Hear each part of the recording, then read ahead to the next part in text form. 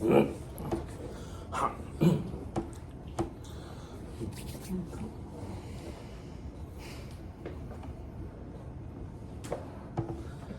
welcome. I want to share something with you quickly, something that's really important to me and really has a big conflict in my heart and something I'm super passionate about. You know, I think it's really important for communities to share with each other and connect. Sometimes it's really hard to fight an oppressive system on your own, but if we come together, we'll be able to be a lot stronger as a group. And I want to talk about what censorship means and how it impacts us. So when someone's doing inappropriate behavior or something that we don't accept, we can choose.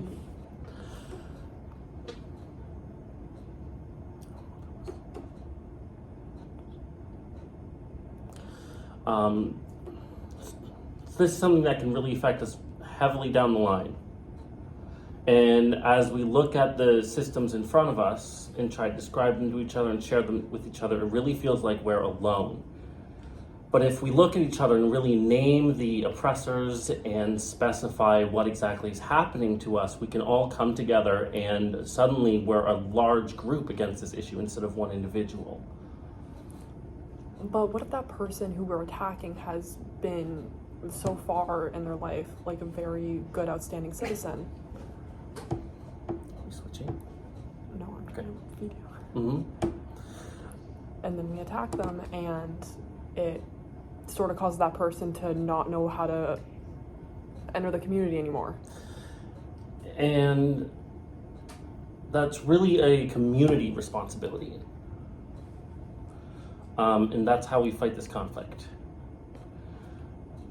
I know that the individuals all want to... We all want to create a safe space. We all want to create a safe space together, and we want to sometimes even hide in that, but really we do have to push back in order to get that safe space. There are all these things that are against us, this Like sexism, racism, ableism, all these isms, and a lot of the time that can end up with us being put in jail for seemingly no reason. But somebody needs to speak up and talk about that system and all of those isms within that system that are really creating these issues. Due process. We need to fight for due process because that is our right. They can't just throw us in jail or silence us because of some sort of ism or because of what we look like or where we come from. You know, suppose I'm running after my friend and the police misunderstand and they decide to lock someone up in jail for that. If we are all just okay with that, then they'll go ahead and be able to keep doing that. But if we There's a woman named Judy Goff. So as an example of this sort of issue, I want to talk about somebody named Judy Goff.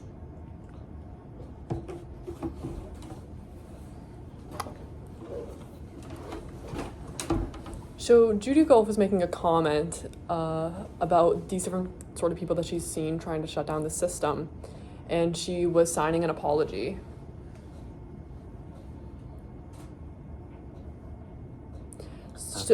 So she was asking for community help and community responsibility, and she was talking about how she has a right to comment and defend herself. She made a mistake. She made a mistake, and she wanted to recognize that within herself and also defend her community at the same time and make sure that she was still upholding responsibility for systemic change. So when all these different people are shutting her down when she's making these comments and trying to defend herself and support her community, it can be really difficult to make change. And she was forcing a board to perhaps try to make change, but there were some misunderstandings. And there are some people that are out of staff at one place, and there were comments made against them for some misunderstandings. But really, we have to make sure to teach them and make sure that experience doesn't happen to someone again. System blocks you from acting up. What do we do? So that's Judy Goff and her story. So I also want to share with you some other people. They're coming on screen. There's a picture of a man named Sam, and then a picture of a woman, and that's Sherry. There's a picture of Lead K, and then Services of Deaf and Hard of Hearing, and then another picture of America. Sherry's the director of Lead K. Sam is part of the core team.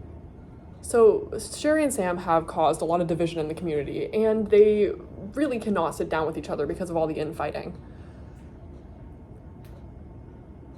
So this is happening in the organization Lead K, and Sam is really becoming mad and exhibiting some racist tendencies.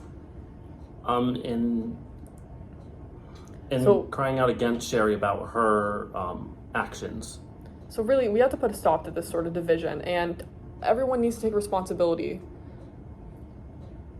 You have to realize that you're a leader of an organization, you're a leader of Lead K, and this is not acceptable behavior. We have to put a stop to that. We need someone a mediator perhaps, to come in and be friendly and have an open discussion with everyone. But Sam, his behavior, he has to wrap that up and take a step back from Lead K and decide that that is a situation that needs to be taken care of on its own. This is a continual pattern of behavior, and it has to stop. So in the fall, October, or maybe it was September, I was really excited for something that was coming up. I was counting down the days, and I was planning to go to a fundraising ball. Yep, it was a Halloween ball, and it was in support of Lead K, or fundraising for Lead K. And so there had been a lot of discussion connected to racism and sexism and ableism. I mean, all these different discussions were happening. And I said, please, can we do the right thing and connect and improve together with different people?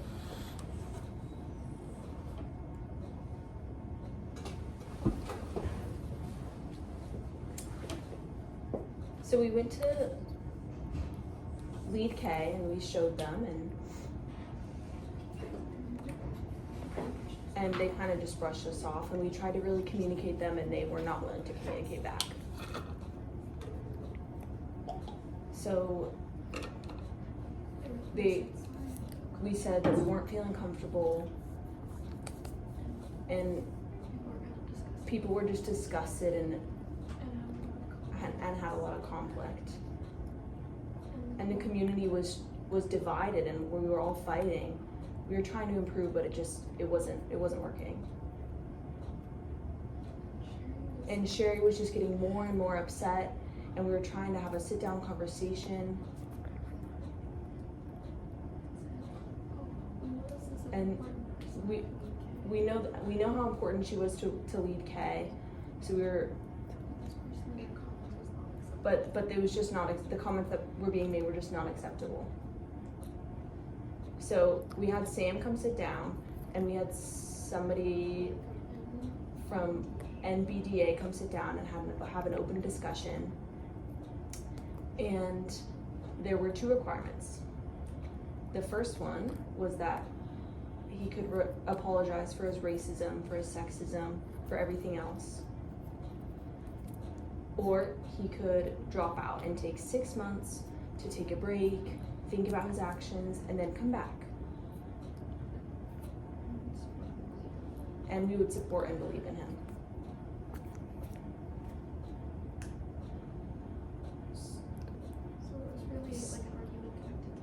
So it was an argument connected to my name. And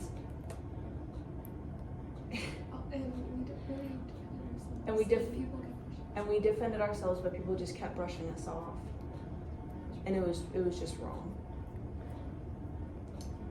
So after all of this fighting, we went to the Monster Bash, and he dropped out and he apologized. So as time went on, Sherry and I continued to converse, and she blamed Judy Golf. And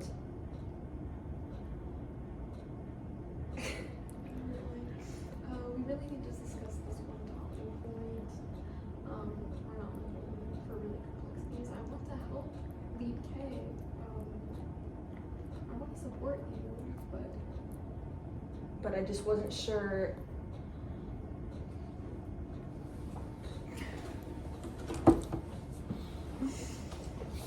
so I know that lead K people were really positive. And something about a family is that. Voice up. And it was really inspirational for Black deaf kids, and really important to support them, and it was really like a positive celebration.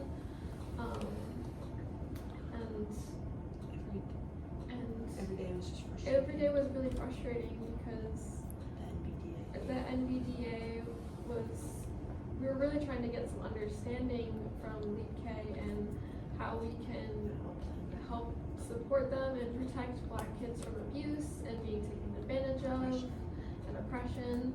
And the NVDA came up with this list in collaboration with Lead K to kind of work this out, but it really didn't do anything. So that added on the fear.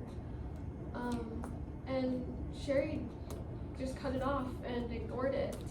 And we went to Sam and said, hey, and he also cut that off. So I really had to. I decided it was wise. I decided it was wise to really look at the intentions and get an answer from Lead K about Black deaf kids myself. And so as time went on, DCARA, so Sherry and Sam, they wanted to support DCARA.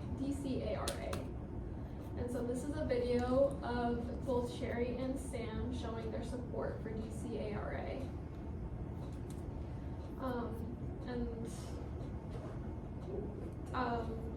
Something about privilege. No, we really need to end oppression. It was a real big conflict. So that really became worse for Judy, and you'll see here. So the screen is showing Judy versus a John Doe. It shows that they both have white privilege, but Judy just has racism, whereas the John Doe has racism and sexism. Judy is not a member of Lead K. They have no solution, but they have recognized and apologized, whereas the other person has refused to acknowledge what has been said with no apology, but they have offered solutions and to resolve issues. So Sherry was really trying to work with this person and continue to work with this person. Let me switch out a better word. So really wanted to work on this issue and continue to recognize all of these problems. But Sam really didn't want to have racism and was like, oh, all these people are white, and we really just had to say stop and call out Sam and put an end to it. And Sam was discussing concerns about my name because I'm Black and was oppressing white people.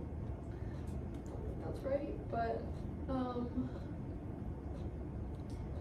yeah. So I asked that the two of them, for Judy to say I'm sorry and that I was a hypocrite, and really can work to continue building a relationship with the community, or for both of them to drop out.